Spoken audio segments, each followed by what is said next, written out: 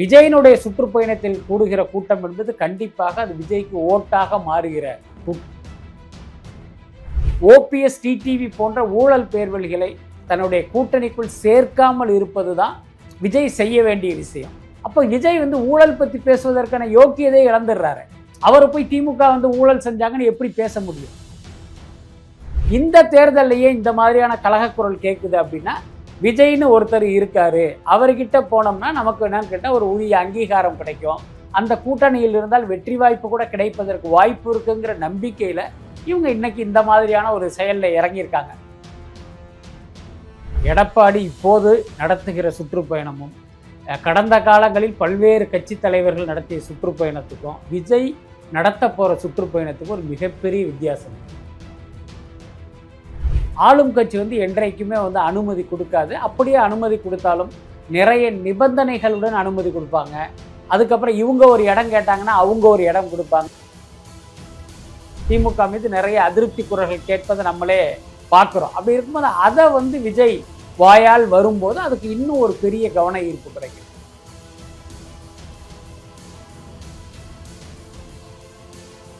ஆச்சி Royal gulab jamun packs, ஒன்று வாங்கினால் ஒன்று இலவசம். தி டிபேட் நேயர்களுக்கு வணக்கம். இன்றைய சிறப்பு நேர்காணலில் நம்மோடு இணைந்திருக்கிறார் மூத்த பத்திரிகையாளர் பிஸ்மி அவர்கள். சார் வணக்கம். வணக்கம். விஜய் அவர்களுடைய 2ஆம் மாநில மாநாடு மதுரையில் நடந்துச்சு. அதை அடுத்து சுற்றுப்பயணத்துக்கான தேதியை விரைவில் அறிவிப்பேன் அப்படின்னு சொன்னாரு. அதற்கான டேட்டும் வெளியாகி இருக்கு.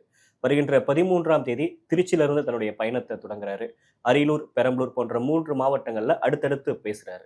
இது தாவேகாக்கு எவ்வளவு பெரிய முக்கியமான ஒரு சுற்றுப்பயணமாக இருக்க போகுது சார்? நிச்சயமா அதுல எந்த மாற்றமும் இல்லை. ஏன்னா விஜய் மீது வைக்கப்படுகிற விமர்சனத்துக்கு ஒரு மிகப்பெரிய பதிலடியாகவும் இந்த சுற்றுப்பயணம் இருக்க போகுது. ஏன்னா விஜய் கட்சியை ஆரம்பிச்சு கிட்டத்தட்ட ஒரு வருடத்தை கடந்த நிலையில் இன்னைக்கும் பார்த்தீங்கன்னா அவர் அலுவலகத்தை விட்டு வரமாட்டேன்றாரு, மக்கள் பிரச்சனைக்கு போராட மாட்டேன்றாரு, ஒர்க் ஃப்ரம் ஹோம் மாதிரி ஒர்க் ஃப்ரம் பாலிட்டிக்ஸ் பண்ணுறாருங்கிற மாதிரி நிறைய விமர்சனங்கள்லாம் அவர் மீது முன்வைக்கப்படுது. பனையூர் பண்ணையார்னு ஒரு அடைமொழி கூட அவருக்கு கொடுத்துருக்காங்க. ஸோ இப்போ இதையெல்லாம் நீங்கள் தொடர்ச்சி போடணும் அப்படின்னா மக்களை தேடி விஜய் வந்தாகணும். அதுக்கு இந்த அரசியல் மாநாட்டுக்கு வந்தது மட்டுமே ஒரு போதுமானது அல்ல. ஏன்னா அது ஒரு அரசியல் மாநாடு ஒரு இடத்துல நடந்தது, அங்கு தொண்டர்கள் குவிந்தார்கள். ஆனால் நீங்கள் மக்களை நோக்கி போவதற்கான வாய்ப்பு அப்படிங்கிறது இது போன்ற ஒரு சுற்றுப்பயணம் தான். அதுக்கடுத்து விஜய்க்கு எப்பயுமே அந்த திருச்சி மேலே ஒரு கண் இருந்துக்கிட்டே இருந்தது. என்ன சொல்ல போனால் ஒருவேளை அது தமிழ்நாட்டினுடைய மத்திய பகுதியாக இருப்பது ஒரு காரணமாக இருக்கலாம். இன்னும் சொல்லப்போனால் அந்த முதல் அரசியல் மாநாட்டே ஒரு திருச்சியில் நடத்துறதுக்கு தான் ட்ரை பண்ணாங்க. KN நேருடைய அந்த அழுத்தத்தால் பல பேர் இடம் கொடுக்கல. அதனால் அப்படியே இடம் மாறி மாறி கடைசியில் விக்கிரவாண்டிக்கு போனாங்க. அதனால் இந்த 2வது மாநாட்டும் பார்த்தீங்கன்னா திருச்சியில் நடத்துறதுக்கு தான் ஒரு முயற்சி பண்ணாங்க. அப்போவும் இடம் கிடைக்காம கடைசியில் மதுரையை நோக்கி நகர்ந்தாங்க. ஸோ இப்போ இந்த சுற்றுப்பயணத்தை அவர் திருச்சியிலேருந்து தொடங்குறாரு. அவர் விரும்பிய இடத்திலிருந்து தொடங்குறதா எடுத்துக்கலாம். பட் அதிலும் கூட திமுக அரசு நிறைய இடையூறுகளையும் இடைஞ்சல்களையும் கொடுத்துக்கிட்டு இருக்காங்க. ஏன்னா பொதுவாகவே ஒரு சுற்றுப்பயணம் அப்படின்னா மக்கள் கூடுகிற இடத்தில் தானே அந்த இதை மக்களை சந்திக்கவே முடியும். நீங்கள் மக்களுக்கு எந்த தொந்தரவும் இருக்கக்கூடாது அப்படிங்கிறதுனால நீங்கள் நகரத்தை விட்டு வெளியில் போய் அதை பண்ண முடியாது. அதுக்கு எந்த பலனும் இல்லை. ஆதவர்ஜுனா சொல்ற பாயிண்ட் நீங்க அட்மிட் பண்றீங்களா? இல்லை, நிச்சயமா ஆதவர்ஜுனா இதை சொல்லணும்னே அவசியம் இல்லை. சாதாரண ஒரு அரசியல் பார்வையாளர்களுக்கே இது தெரியும். என்னன்னா இப்போ ஒரு எதிர்கட்சியை சேர்ந்தவர்கள் நடத்துகிற ஊர்வலத்துக்கும் பொதுக்கூட்டத்துக்கும் ஆளும் கட்சி என்றைக்குமே அனுமதி கொடுக்காது. அப்படியே அனுமதி கொடுத்தாலும் நிறைய நிபந்தனைகளுடன் அனுமதி கொடுப்பாங்க. அதுக்கப்புறம் இவங்க ஒரு இடம் கேட்டாங்கன்னா அவங்க ஒரு இடம் கொடுப்பாங்க, இவங்க ஒரு தேதியில் கேட்டால் அவங்க ஒரு தேதியை கொடுப்பாங்கங்கிறது இது எல்லா காலத்துலேயும் உள்ளது தான். அதிமுக ஆளுங்கட்சியாக இருந்தாலும் இதையே தான் பண்ணுவாங்க. அதில் எந்த மாற்றமும் இல்லை. இன்றைக்கு ஆட்சியில் இருக்கிற திமுகவுக்கு விஜய் ஒரு மிகப்பெரிய ஒரு அச்சுறுத்தலாக இருக்கார். அதில் எந்த மாற்றமே இல்லை. ஆனால் நேற்று மினிஸ்டர் ஒருத்தர் பேசுகிறப்ப எத்தனையோ பேர் கட்சி ஆரம்பிக்கிறாங்க, மாநாடுக்கு யாருக்கு நடத்தினாலும் கூட்டம் வரும், இதுக்கெல்லாம் பயப்படுற கட்சி திமுக இல்லை அப்படின்னு பேசுகிறேன். ஆமாம், அந்த பேச்சிலேயே அவர்களுடைய பயத்தை நீங்கள் புரிஞ்சுக்கலாம். புரியுதா இல்லையா? அதுக்கப்புறம் நடிகர்களுக்குன்னா கூட்டம் கூடத்தான் செய்யும், அந்த கூட்டமெல்லாம் ஓட்டாக மாறுமா அப்படின்லாம் கேட்குறாங்க. இப்போ உதாரணத்துக்கு இப்போ மதுரையில் நடந்த தாவேகா மாநாட்டுக்கு வந்த கூட்டத்தை எல்லாம் நம்ம பார்த்தோம். அதெல்லாம் ஓட்டாக மாறுமா அப்படின்னா இப்போ எதுதான் ஓட்டாக மாறும்? அங்கே வந்தவர்கள் எல்லாமே விஜயை பார்க்க நினைக்கிற ஒரு வெறிபிடித்த கூட்டம் தானே. அப்போ அவங்க விஜய்க்கு ஓட்டு போடாமல் யாருக்கு தான் போடுவாங்க? அதுக்கப்புறம் அங்கு வந்த கூட்டம் எல்லாருமே அந்த வாக்களிக்கிற வயதை எட்டியவர்கள் தானே அங்கே வந்தாங்க. குழந்தைகளும் சிறுவர்களும் அங்கே இல்லை. அப்போ அந்த கூட்டமெல்லாம் ஓட்டாகத்தான் மாறும். ஆனால் அது ஓட்டாக மாறிவிடுமோ அப்படிங்கிற அச்சத்திலும் கலக்கத்திலும் தான் இப்போ கண்ணப்பன் போன்றவர்கள்லாம் இந்த மாதிரியான ஒரு பேச்சை பேசிகிட்டு இருக்காங்க. திமுக வந்து 200 தொகுதிகளில் ஜெயிக்கும் அப்படிங்கிறதெல்லாம் இந்த அச்சத்தின் வெளிப்பாடாக தான் நான் பார்க்குறேன். திமுக ஆட்சி மீதான நம்பிக்கையை விட விஜய் எங்கேயே நம்ம அதிகாரத்தை பறிச்சிருவாரோங்கிற அந்த பயம்தான் இவருடைய பேச்சிலேயே தெரியும். இப்போ மக்களை சந்திக்கிறாரு, மக்கள் மத்தியில பேச போறாரு அப்படின்றப்ப அவர் கண்டிப்பா வந்து சாலிடா டிஎம்கே ஆன்டி இன்கமன்சியை, டிஎம்கே கும்பல்ல இருக்கக்கூடிய ஆன்டி இன்கமன்சியை பேச போறாரு. அதுக்கப்புறம் தாவேகா என்ன செய்ய போகுது அப்படின்லாம் பேச வர்றாருல சார். இது மக்கள் மத்தியில எந்த அளவுக்கு ஒரு தாக்கத்தை வந்து ஏற்படுத்தும்? நிச்சயமாக விஜய் என்ன பேசினாலும் அது தாக்கத்தை ஏற்படுத்தும். அதுதான் உண்மை. இன்னொன்று பார்த்தீங்கன்னா, நான் அந்த ஊழலற்ற ஆட்சியை தருவேன், லஞ்சம் இல்லாத ஆட்சியை தருவேன் அப்படின்னு ஒரு டெம்ப்ளேட்டான விஷயத்தை தான் அதிகபட்சம் விஜய் பேசுவாருன்னு நான் நினைக்கிறேன். ஏன்னா அதுக்கு மேலே கான்கிரீட்டாக அவங்ககிட்ட எந்த ப்ரோக்ராமும் இருக்கிறதா எனக்கு தெரியல. அப்படியே இருந்தாலும் இப்போதைக்கு அது குறித்தெல்லாம் பேசுவதற்கு வாய்ப்பு இல்லை. உங்களுக்கு தெரியும், ஒவ்வொரு கட்சிக்குமே பார்த்தீங்கன்னா சில அஜெண்டாக்கள்லாம் இருந்தாலும் அதை என்ன பண்ணுவாங்க, தேர்தல் வாக்குறுதியாக வெளியிடும்போது தான் அதுக்குள்ளார அதை எடுத்துகிட்டு வருவாங்க. அதுக்கு முன்னால் உள்ள கூட்டங்களில் பார்த்தீங்கன்னா நார்மலாக இப்போ இருக்கிற ஒரு ஆட்சி மீதான விமர்சனத்தை தான் பெருசாக அவங்க வந்து ப்ரொஜெக்ட் பண்ணுவாங்க. கிட்டத்தட்ட இந்த சுற்றுப்பயணத்திலும் அதுதான் இருக்கும் அப்படின்னு நினைக்கிறேன். அதுக்கடுத்து திமுக ஆட்சி மீது எல்லாருக்குமே அதிருப்தி இருக்குது, அதில் மாற்றம் இல்லை. சமீப காலமாக திமுக மீது நிறைய அதிருப்தி குரல்கள் கேட்பதை நம்மளே பார்க்குறோம். அப்படி இருக்கும்போது அதை வந்து விஜய் வாயால் வரும்போது அதுக்கு இன்னும் ஒரு பெரிய கவன ஈர்ப்பு கிடைக்கும். இன்னும் ஒரு பக்கம் எலெக்ஷனுக்கு இன்னும் 1 வருடம் இருக்கு. அப்படி இருக்கிறப்ப அதிமுக தரப்புலையும் சுற்றுப்பயணத்தை ஆரம்பிச்சிட்டாங்க. பாஜக நேற்று நயனா நாகேந்திரன் பிரஸ் மீட்ல நாங்கள் 4 மாநாடுகள் நடத்த திட்டமிட்டு இருக்கோம், அந்த மாநாட்டில் அமித்ஷா மோடி எல்லாம் வரப்போறாங்க அப்படின்ற மாதிரி அவர் இன்னொரு கருத்தை சொல்றாரு. விஜயும் இப்ப களத்துல இறங்கி இருக்கிறாரு. சீமான் அவரோட தனி ட்ராக்ல போயிட்டு இருக்காரு. எலெக்ஷன் இப்பவே அந்த களம் வந்து சூடுபிடிக்க ஆரம்பிச்சிருக்கு. இப்ப விஜய் இத்தனை பேர்த்து மத்தியில விஜயோட அந்த பயணம் எந்த அளவுக்கு கவனம் பெறும் நினைக்கிறீங்க?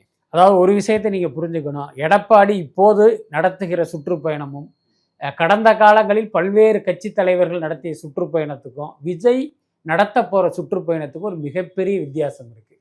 இப்போ எடப்பாடி நடத்துகிறதே மட்டும் உதாரணமாக எடுத்துக்கணும் அப்படின்னா, அங்கு திரள்கிற கூட்டம் எல்லாமே பணம் கொடுத்து கூட்டி வரப்பட்ட கூட்டம். அது கண்டிப்பாக அதிமுகவுக்கு ஓட்டாக மாறாது. அவன் வந்து நிற்கிறது பார்த்தீங்கன்னா 500 ரூபா கொடுத்தாங்க, பிரியாணி தர்றாங்க, குவார்டர் தர்றாங்கன்னு வந்து கூடிய கூட்டம் தான். அவன் வந்து இவங்களுக்கு ஓட்டு போடுவாங்க நிச்சயமாக சொல்லவே முடியாது. ஆனால் விஜயனுடைய சுற்றுப்பயணத்தில் கூடுகிற கூட்டம் என்பது கண்டிப்பாக அது விஜய்க்கு ஓட்டாக மாறுகிற கூட்டம். அதுக்கப்புறம் நீங்களே பார்க்க போறீங்க. இன்னைக்கு பார்த்தீங்கன்னா எடப்பாடி செல்கிற இடமெல்லாம் ஒரு மிகப்பெரிய கூட்டம் இருக்குது. தொலைக்காட்சி நிறுவனங்கள்லாம் ஒரு ட்ரோன் ஷாட் போட்டு அதை அப்படியே எடுத்து போடுறாங்க. அதை பார்க்குற பாமர மக்களுக்கு அடடா எடப்பாடிக்கு இவ்வளோ கூட்டமா அப்படின்னு தோணும். ஆனால் உண்மை என்னன்னா, இந்த பணம் கொடுத்து கூலிக்கு கூட்டி வரப்பட்ட கூட்டம் தான். ஆனால் விஜய்க்கு கூடுகிற கூட்டம்ங்கிறது இதை விட 5 மடங்கு 10 மடங்கு அதிகமாக இருக்கும். அதை நீங்கள் நிச்சயமாக பார்க்கலாம். அந்த கூட்டம் என்பது 1 பைசா கூட கொடுத்து அழைத்து வரப்பட்ட கூட்டம் இல்லை. அதுதான் முக்கியமான விஷயம். அது முழுக்க முழுக்க விஜய் மீதான அபிமானத்தில் அல்லது விஜய் என்கிற ஒரு நடிகரை பார்க்க திரள்கிற கூட்டமாக தான் அது இருக்கும். அதனால இவர்களுடைய கூட்டத்துக்குமே நிச்சயமா ஒரு பெரிய வித்தியாசம். இப்போ 2021 தேர்தலில் திமுக ஒரு கூட்டணியாகவும் அதிமுக கூட்டணியாகவும் அதுக்கப்புறம் வந்து சீமான் ஒரு அணியாகவும் இருந்ததை நம்ம பார்க்க முடியுது. 2026 பொறுத்த வரைக்கும் கூடுதலாக இன்னொரு அணி அமையும் அப்படின்ற மாதிரி எல்லா கட்சிகளும் பேசுறாங்க. எக்ஸாம்பிள் டிடிவி தினகரன் பேசுறப்ப விஜயோட போனா என்ன தப்பு இருக்கு, புதிய அணி உருவாகும், 2006 2011 விஜயகாந்த் ஒரு பெரிய இம்பாக்ட் ஏற்படுத்தின மாதிரி விஜய் ஏற்படுத்துவாருன்னு பேசுறாரு. ஓபிஎஸும் ஒரு பக்கம் அதே கருத்தை வந்து அட்மிட் பண்றாரு. இப்ப இதையெல்லாம் பாக்குறப்ப விஜய் பின்னாடி ஒரு அணி உருவாகிறதுக்கான வாய்ப்புகள் இருக்கா, சாத்தியம் இருக்கா? அதாவது தேர்தல் நெருங்கும் போது விஜய் தலைமையில் ஒரு அணி உருவாகுவதற்கு வாய்ப்பு இருக்கு. அதுல எந்த மாற்றமும் இல்லை. நம்ம ஏற்கனவே பலமுறை சொன்னதுதான். இன்றைக்கு திமுகவுடைய தோழமை கட்சிகளா காட்டிக்கொள்கிற இப்போ இடதுசாரிகள், விடுதலை சிறுத்தைகள் போன்ற கட்சிகளுக்கு கடைசி நேரத்தில் தொகுதி பங்கீட்டில் ஏதாவது அதிருப்தி ஏற்பட்டிருக்கும் பட்சம் கண்டிப்பாக அவர்கள் விஜயை தேடி வருவதற்கு வாய்ப்பு இருக்குது. முன்ன பார்த்தீங்கன்னா திமுக அதிமுகன்னு 2 கூட்டணி தான். அப்போ திமுகவில் நமக்கு உரிய மரியாதை, இடம், நோட்டு, சீட்டு எதுவுமே கிடைக்கல அப்படின்னா அதிமுகவை நோக்கி தான் போயாகணும். அதுதான் வழக்கம். ஆனால் இந்த முறை பார்த்தீங்கன்னா அதிமுக கூட்டணியில் பாஜக இருப்பதால் இவங்களால வந்து அந்த கூட்டணிக்கு போக முடியாது. அப்போ இவங்களுக்கு வேறு போக்கிடம் அப்படிங்கிறது பார்த்தீங்கன்னா தாவேகா தான். அதனால் அந்த நேரத்தில் இந்த மாதிரியான கட்சிகள் எல்லாம் விஜய் பின்னால் வருவதற்கு வாய்ப்பு இருக்குது. அதே நேரம் இன்னைக்கு பார்த்தீங்கன்னா டிடிவி தினகரன், ஓபிஎஸ் போன்றவர்கள் வந்து விஜயை வந்து அப்படி பயங்கரமாக சிலாகித்து பேசுவதற்கு, பின்னாலும் வந்து ஒரு காரணம் இருக்குது. என்னென்னா இன்றைக்கி அதிமுக கூட்டணியிலிருந்து அவங்க வெளியில் வந்துட்டாங்க, என்டிஏ கூட்டணியிலிருந்து வெளியில் வந்துட்டாங்க. அதே நேரம் திமுகவுக்கும் போக முடியாது, சீமான் பின்னாலையும் போக முடியாது. அப்போ இவர்களுக்கான போக்கிடங்கிறதும் இன்றைய தேதியில் பார்த்தீங்கன்னா தாவேகா தான். அது அவங்களுக்கும் தெரியுது. அதனால ஏன்னா இப்போ ஒருவேளை நம்ம பாஜக தலைவர்கள் நம்மளை வந்து உரிய வகையில் வந்து நம்மளை வந்து சமாதானப்படுத்தி மீண்டும் அந்த கூட்டணிக்குள் அழைக்கலை அப்படின்னா இப்போ நம்ம எங்கே போகிறது? அப்போ நம்ம போகிறதுக்கான ஒரே இடமாக இதுதான் இருக்குது. இந்த கூட்டணி பின்னால், ஐ மீன் விஜய் பின்னால் போனால் மட்டும்தான் அவர்கள் மீது எந்த விமர்சனமும் வராது. இப்போ டிடிவி தினகரன் ஓபிஎஸ் திமுக கூட்டணிக்கு போகிறாங்கன்னு வச்சுங்க ஒரு பேச்சுக்கு, அவங்களுக்கு வந்து நிச்சயமாக வாக்குகளே உழுவாது. ஏன்னா ஜெயலலிதா எதிர்த்த ஒரு கட்சியோட போய் இவங்க சேர்ந்துட்டாங்கிறதே அவங்களுக்கு மைனஸாக மாறுவதற்கு வாய்ப்பு இருக்குது. அதனால அதிமுக பின்னாலும் அவங்களால இருக்க முடியாது. அப்போ தாவேக பின்னால் தான் போய் ஆகணும். ஸோ அந்த அடிப்படையில் தான் இன்னைக்கு விஜய் பின்னால் போனால் என்ன தப்பு, விஜய்க்கு மக்கள் செல்வாக்கு இருக்குது, விஜய்க்கு மாதிரி ஒரு தாக்கத்தை ஏற்படுத்துவார் அப்படின்னு ஒரு பாசிட்டிவாக விஜயை பற்றி பேச விஜயை வந்து சிலாகச்சி பேசுறதுக்கு பின்னாடி விஜயோட நுட்பமான அரசியல் அல்லது விஜய் பின்னாடி இருக்கக்கூடிய அந்த ரசிகர்கள் கூட்டம் ஒரு காரணமாக இருக்கா, இல்லை விஜயை வந்து காரணம் காட்டி இந்திய அலையன்ஸ்ல தனக்கான பேரத்தை அதிகரிக்கிறது, இல்லை தனக்கான அந்த இருப்பிடத்தை வந்து இன்னும் தக்க வச்சுக்கிறது அப்படின்றதுக்காக இப்படி விஜயை முன்னிறுத்தி பேசுறாங்க? அதாவது விஜய்க்கு வந்து ஒரு மிகப்பெரிய செல்வாக்கு இருக்குங்கிறதுல எந்த மாற்றமும் இல்லை. இந்த தேர்தலில் அவர் வந்து ஒரு மிகப்பெரிய ரோல் வகிக்க போறாருங்கிறதுல எந்த மாற்றமும் இல்லை. நான் ஏற்கனவே சொன்னதுதான், முன்ன வந்து இவர்களுக்கு வேறு சாய்ஸ் கிடையாது, இன்றைக்கு ஒரு சாய்ஸாக விஜய் இருக்கிறார். இப்போ நீங்க கடந்த தேர்தலில் பார்த்தீங்கன்னா இதே மாதிரி ஒரு சாய்ஸாக சீமான் இருந்தார். ஆனால் இப்போ சீமானை நம்பி என்ன சீமான் கூட்டணிக்கு போனால் நமக்கு வெற்றி வாய்ப்பு கிடைக்கும் அப்படின்னு யாருமே கூட்டணிக்குள்ள கலகத்தை ஏற்படுத்தலை. அவங்களுக்கு அவமானங்களும் அதிருப்தியும் இருந்தாலும் வேற வழி இல்லாமல் சகிச்சுக்கிட்டு அந்த கூட்டணியிலேயே கண்டினியூ பண்ணாங்க. ஏன்னா அவங்களுடைய திமுக கிட்ட பகைச்சிக்கிட்டு சீமான் கிட்ட போகிறதோ, அதிமுக தலைமையை பகைச்சிக்கிட்டு சீமான் கிட்ட போகிறதோ போன தேர்தலில் நடக்கலை. இந்த தேர்தலையே இந்த மாதிரியான கலகக்குரல் கேட்குது அப்படின்னா விஜய்னு ஒருத்தர் இருக்காரு, அவர்கிட்ட போனோம்னா நமக்கு என்னன்னு கேட்டால் ஒரு உரிய அங்கீகாரம் கிடைக்கும், அந்த கூட்டணியில் இருந்தால் வெற்றி வாய்ப்பு கூட கிடைப்பதற்கு வாய்ப்பு இருக்குங்கிற நம்பிக்கையில் இவங்க இன்னைக்கு இந்த மாதிரியான ஒரு செயலில் இறங்கியிருக்காங்க. பட் என்ன கேட்டால் விஜய் இந்த டிடிவி தினகரன் ஓபிஎஸ் போன்றவர்களை அவர்களுடைய கூட்டணியில் சேர்க்கக்கூடாது. அதுதான் முக்கியமான விஷயம். இப்போ கட்சியில் யங்ஸ்டர்ஸ் அதிகமாக இருக்கிறாங்க, சீனியர்ஸ் யாரும் இல்லை. இப்போ விஜயகாந்த் கட்சி ஆரம்பிக்கிறப்ப பண்ருட்டி மாதிரி ஒருத்தர் கூட இருந்தார், சீனியர்ஸ் இருந்தார், அவர் வந்து அதை கைட் பண்ணார் அப்படின்ற மாதிரி சொல்லுவாங்க.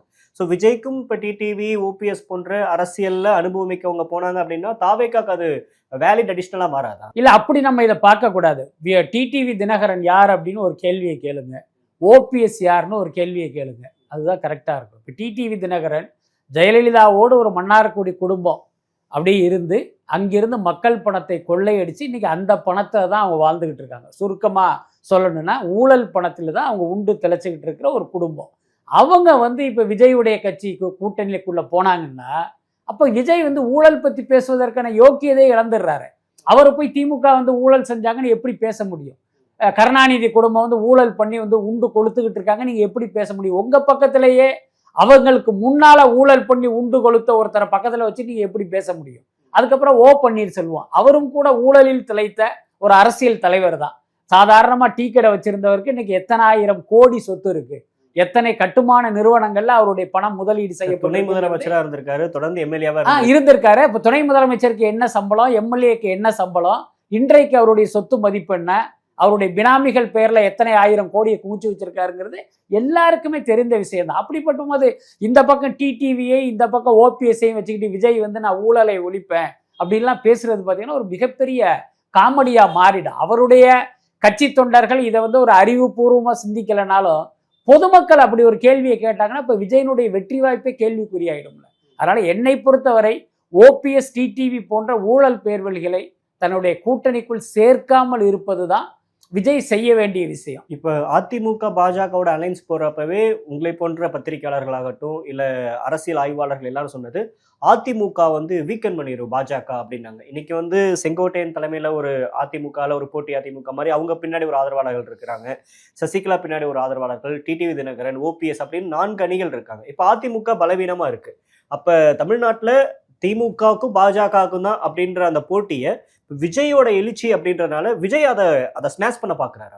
அதான் முதல்ல புரிஞ்சுங்க, திமுகவுக்கும் பாஜகவுக்கும் போட்டி கிடையாது. தமிழ்நாட்டை பொறுத்த வரைக்கும் பாஜக ஒரு செல்லா காசு தான். அவர்கள் இன்றைக்கு ஒன்றியத்தை ஆள்வதால் அவருடைய அதிகாரத்தை வைத்து இங்கே ஏதோ ஒரு பெரிய கட்சி போன்ற ஒரு தோற்றத்தை ஏற்படுத்துறாங்க. அதற்கு ஊடகங்களும் வந்து ஒத்து ஊதிக்கிட்டு இருக்கு. இதுதான் உண்மை. மக்கள் மத்தியில் அந்த கட்சிக்கு எந்த செல்வாக்கும் இல்லை, வாக்கு வங்கியும் இல்லை. இதுதான் உண்மை. விஜய் சொன்ன மாதிரி 2026 சட்டமன்ற தேர்தலை பொறுத்தவரை திமுக வெர்சஸ் தாவேகா தான். அதில் எந்த மாற்றம் இல்லை. அதுக்கு பின்னால் தான் அதிமுகவே வரப்போகுது. அப்போ நீங்கள் சொன்ன மாதிரி இன்றைக்கு அதிமுகவே ஒரு மாதிரி பலவீனப்பட்ட நிலையில பார்த்தீங்கன்னா அந்த 3வது இடம்ங்கிறதே பார்த்தீங்கன்னா ஒரு கேள்விக்குறியாகிற நிலைமையில தான் இன்னைக்கு இருக்கு. ஆனா இன்னைக்கு இபிஎஸ் பேசுறப்ப 210 இடங்கள்ல அதிமுக கூட்டணி வந்து ஆட்சியை வெற்றி பெறும், எங்க கூட்டணியை பார்த்து திமுகவுக்கு பயம் வந்துருச்சு அப்படின்னு பேசுறாரு. ஆஹா, 234ன்னு சொல்ல மறந்துட்டாருன்னு நினைக்கிறேன். ஒருவேளை தமிழ்நாட்டினுடைய மொத்த தொகுதியை 210 நினைச்சிட்டாரா என்னன்னு தெரியல. இது பொதுவாகவே உள்ளது தான். இப்போ திமுக மேடையில் போய் கேட்டிங்கன்னா நாங்கள் 200க்கும் மேற்பட்ட தொகுதிகளில் ஜெயிப்போம். இப்போ ராஜகண்ணப்ப கூட சொல்றாரு 200 தொகுதிகளில் திமுக வந்து ஜெயிச்சு மீண்டும் ஆட்சியை பிடிக்கும், ஆனால் இன்னும் அதிகமாகவே பிடிக்கும், நான் ஒரு தன்னடக்கத்துக்காக 200ன்னு சொன்னேன் அப்படின்லாம் சொன்னார். இது எல்லாமே பார்த்தீங்கன்னா அவர்களுடைய கட்சி தொண்டர்களை உற்சாகப்படுத்துவதற்கு சொல்லப்படுகிற ஒரு நம்பர் தான். ஆனால் உண்மை வந்து அப்படி இருக்க போறதில்லை. என்னை பொறுத்தவரை 2026 தேர்தலில் அதிமுகவுக்கு ஒரு மிகப்பெரிய தோல்வி தான் கிடைக்கும் அப்படின்னு நான் நினைக்கிறேன். பாஜக இன்ஸ்டியூட் வெளியே வந்துட்டாங்க அப்படின்னா சார் அன்னைக்கு வேணா நிலைமை மாறுவதற்கு வாய்ப்பு இருக்கு. ஏன்னா இன்னைக்கு அதிமுக மீதான வந்து ஒரு மிகப்பெரிய விமர்சனமே அவங்க பாஜக கூட்டணிக்குள்ள இருக்காங்கிறது தான். இன்னொன்று இது பொதுமக்களுடைய கருத்து மட்டுமே இல்லை, அதிமுக தொண்டர்களே அப்படி ஒரு அதிருப்தியில் இருக்காங்க. என்னன்னா ஜெயலலிதா அம்மா உயிரோட இருக்கும்போது பாஜகவோடு இனி ஒட்டும் இல்லை உறவும் இல்லைனாங்க. இன்னைக்கு எடப்பாடி வந்து மீண்டும் அந்த கட்சியோட கூட்டணி வச்சிருக்காருங்கிறது பலருக்கும் ஒரு அதிருப்தியா இருக்கு, அதிமுக தொண்டர்களுக்கு. அப்ப இது எல்லாமே அந்த தொண்டனால என்ன பண்ணிட முடியும்? என்ன மிஞ்சி போனீங்கன்னா ஒரு போஸ்டர் ஒட்ட முடியும், அவ்வளவுதான். ஸோ அப்படி நீங்க ஒரு அதிருப்தி குரலை எழுப்பினால் கட்சியிலிருந்து நீக்கப்படுவதற்கு வாய்ப்பு இருக்கு. வலிமையான கூட்டணியா இருக்கக்கூடிய திமுக வீழ்த்தணும் அப்படின்னா இந்த பக்கம் ஒரு ஸ்ட்ராங்கான டீமை கட்டமைக்க வேண்டிய கட்டாயம் எடப்பாடிக்கு இருக்கு தானே? நிச்சயமா இருக்கு. அந்த டீமுக்குள்ள வந்து பாஜக இருக்கணுமாங்கிறது தான் இப்ப கேள்வி. இப்போ உதாரணத்துக்கு பாஜக அல்லாத ஒரு கூட்டணியை எடப்பாடி அமைத்தால் ஒருவேளை தேர்தல் நெருங்கும் போது இப்ப விசிகாவுக்கோ இடதுசாரிகளுக்கோ திமுக கூட்டணியில் ஏதாவது பிரச்சனை வந்தா அவங்க அதிமுக கூட்டணியை தேடி வருவதற்கு வாய்ப்பு இருக்கு. இன்னொன்று அவங்களுடைய பாயிண்ட் ஆஃப் வியூல இன்னைக்கு கட்சி ஆரம்பிச்ச விஜய் பின்னால போறதை விட ஏற்கனவே வாக்கு வங்கி நிரூபிக்கப்பட்ட ஒரு அதிமுக கூட போலான்னு அவங்க நினைப்பதற்கு வாய்ப்பு இருக்கு. ஆனா இன்னைக்கு பாஜகன்னு ஒரு கட்சி அங்க இருப்பதால் தான் இவர்களால் அந்த இடத்தை நோக்கி போக முடியல. புரியுதா? ஆமா, அவங்கள பொறுத்த வரைக்கும் தெளிவா இருக்காங்க. பாஜக என்கிற மதவாத கட்சி இருப்பதால் அந்த கூட்டணியில நாங்க இடம்பெற மாட்டோங்கிறது அவங்க ரொம்ப உறுதியா இருக்காங்க. அப்ப அந்த கூட்டணிக்கு வந்து ஒரு மிகப்பெரிய பலவீனமே பாஜக தானே. அப்ப பாஜக இல்லை என்றால் அதிமுக கூட்டணிங்கிறது ஒரு வலுவான கூட்டணியாக இருக்குங்கிறது ஒரு உண்மையான விஷயம் தானே. இப்போ தேர்தல் களம் மிக சூடுபிடிக்க ஆரம்பிச்சிருக்கு. ஒவ்வொரு கட்சிகளும் மக்களை நோக்கி சந்திக்க ஆரம்பிச்சிட்டாங்க, பயணிக்க ஆரம்பிச்சிட்டாங்க. என்ன நடக்குது அப்படின்னு பொறுத்து வந்து பார்க்கலாம் சார். ரொம்ப நன்றி.